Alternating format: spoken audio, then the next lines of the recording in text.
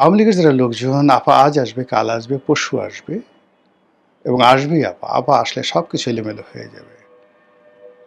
আকাশের যে সূর্য যদি জামাত নেতা শাহজাহান চৌধুরীকে ছায়া দিতে পারেন, শেখ হাসিনা দোষটা করছে কি বলেন তো? জামাত নেতার কথায় যদি সূর্য থেমে যায়, তাহলে শেখ হাসিনার কথায় কেন থামবে না? শাহজাহান চৌধুরীর কথায় কয়জন মানুষ চলে? কিন্তু শেখ হাসিনার কথায় যদি ৪০ জন লোকের মধ্যে একজন করে অলি আল্লাহ থাকে, প্রতি ৪০ জন, আমরা বলি না ৪০ জনের মধ্যে একজন অলি আল্লাহ থাকে। তো শেখ হাসিনার ৬ কোটি কর্মী সমর্থক আওয়ামী লীগ করার লোকজন, তাদের মধ্যে যদি ৪০ জনে একজন অলি আল্লাহ থাকে, তাহলে আওয়ামী লীগে কতজন অলি আল্লাহ আছে? আর সেই অলি আল্লাহদের সর্দার হিসাবে, নেতা হিসাবে, পীর হিসাবে, তাহলে আপনি শেখ হাসিনাকে কি বলবেন? হজরতুল আল্লাম। এর বাড়িতে আপনি তাকে কোনো কিছু বলতে পারবেন না। গাউসুল আজম বলতে পারেন, কুতুবে রাব্বানি বলতে পারেন, ইত্যাদি নানা রকম যে উপাধিগুলো রয়েছে, সেগুলো বাইরে যতই বলেন না কেন, তার তো এই যে তার যে ৬ কোটি লোক আওয়ামী লীগ করে, তারা তো তাকে কি বলবো, এই পৃথিবীর সবচেয়ে ক্ষমতাধর, সবচেয়ে যাকে বলা হয় ভালো মানুষ, সবচেয়ে মানবিক নেত্রী, যোগ্য নেত্রী, তারাই তো মনে করে। এখন আপনার যত খারাপ লাগুক না কেন, আপনি তো আওয়ামী লীগের লোকের মনের উপরে কোনো প্রভাব বিস্তার করতে পারবেন না। সেই মানুষগুলো আওয়ামী লীগের এই সভানেত্রীর ফিরে আসা নিয়ে একটা স্বপ্নবাসর তৈরি করেছে। যেটি ইন্টারনেটে দেখলাম যে বেশ কয়েকজন শীর্ষ নেতা আছেন, যারা অনেকে দিল্লিতে মানে কলকাতায় থাকতেন, যারা অনেকে এই ইংল্যান্ডে ছিলেন, আমেরিকাতে ছিলেন, তারা দলে দলে অন্তত ২০ থেকে ২৫ জন লোক অ্যাট দিস মোমেন্ট, মানে উনি বক্তব্য দেওয়ার সঙ্গে সঙ্গে সব দল বেঁধে দিল্লিতে চলে এসেছে। এবং দিল্লি প্রেস ক্লাবকে কেন্দ্র করে এদের একটা চক্র গড়ে উঠেছে, এটা একটা সিন্ডিকেট গড়ে উঠেছে, এবং সেখানে তারা নিয়মিত চা বিস্কিট খাওয়া দাওয়া থেকে শুরু করে, মানে দিল্লিতে একটা বিরাট তাদের একটা অর্গানাইজ ওয়েতে তারা কাজ করে যাচ্ছে। এবং সেই ছবিগুলো সামাজিক মাধ্যমে চলে আসছে যে কারা কারা আমেরিকা থেকে এসছে, কারা কারা মানে লন্ডন থেকে আসছে, কারা কারা দিল্লি মানে কলকাতা থেকে গেছে, আসাম থেকে গেছে, ত্রিপুরা থেকে গেছে। এখন দিল্লিতে একটা চাঁদের মেলা মিলছে এবং সবাই মিলে কবে দেশে যাব, কিভাবে যাব, এগুলো নিয়ে প্ল্যান পরিকল্পনা করছেন। আসবেন বা না আসবে সেটা অনেক পরের ব্যাপার। প্রথমত যে এই যে তারা দৃশ্যমানভাবে দিল্লিতে উপস্থিত হয়েছেন, বৈঠক করছেন, এবং এক একজনের ফেসবুকে ৩০ লাখ ৪০ লাখ পর্যন্ত ফলোয়ার রয়েছে, এবং তারা সেই ফেসবুকে তাদের সেই ছবি লোড করছেন, আপলোড দিচ্ছেন, দেশে আসবেন, নেত্রীর সাথে এই যাকে বলা হয় তারা কারাবরণ করবেন, এই কথাগুলো তারা প্রকাশ্যে বলছেন। তো আমার সঙ্গে তো আসলে বাংলাদেশে যারা আছেন প্রায় অনেকের সঙ্গে কথাবার্তা হয়, বড় বড় নেতা। তো আমি দীর্ঘদিন ধরে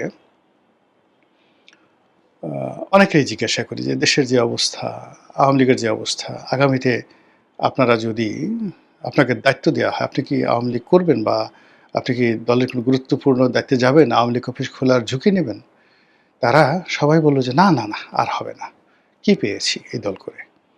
অমুকে পেয়েছে, অমুকে পেয়েছে। আমরা তো সারা জীবন ছাত্রলীগ করেছি, যুবলীগ করেছি, আওয়ামী লীগ করেছি, জীবনটা শেষ করে দিয়েছি, কিন্তু ১৭ বছর তো আমরা কিছুই পাইনি। এখন পালিয়ে বেড়াচ্ছি, মামলা মোকদ্দমা খাচ্ছি। কাজেই আগামীতে আমাদের আসলে আর ওইরকম কোনো স্বপ্ন নেই।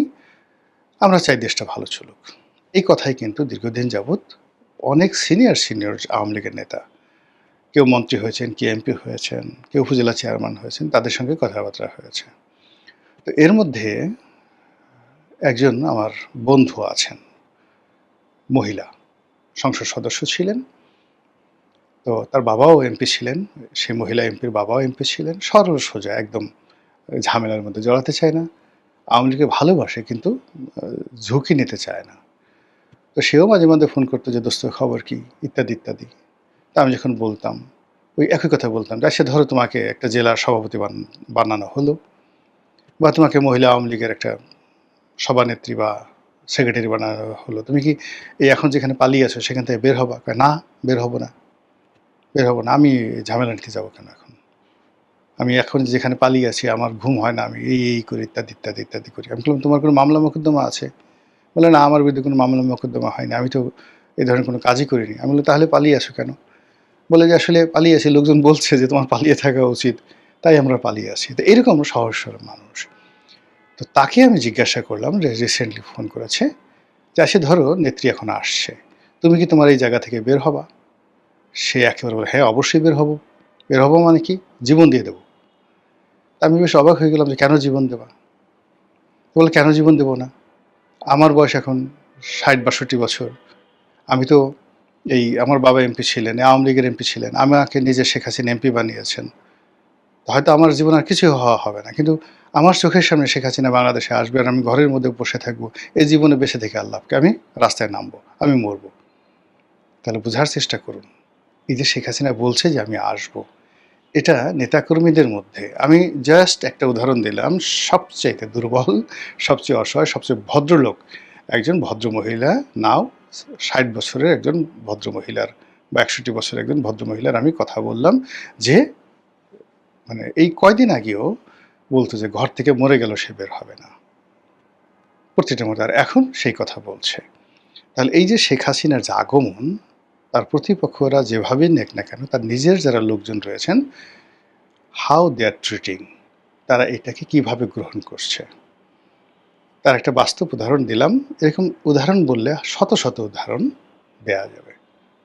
গল্পের মতো, সব ঘটনা গল্পের মতো। মানে একেবারে এটার একেকটা সিঙ্গেল ঘটনা নিয়ে একেকটা করে সেই কবিতা লেখা যাবে, উপন্যাস লেখা যাবে, এমনকি মহাকাব্য লেখা যাবে। আওয়ামী লীগের লোকজনের দ্বারা এগুলো তৈরি হচ্ছে।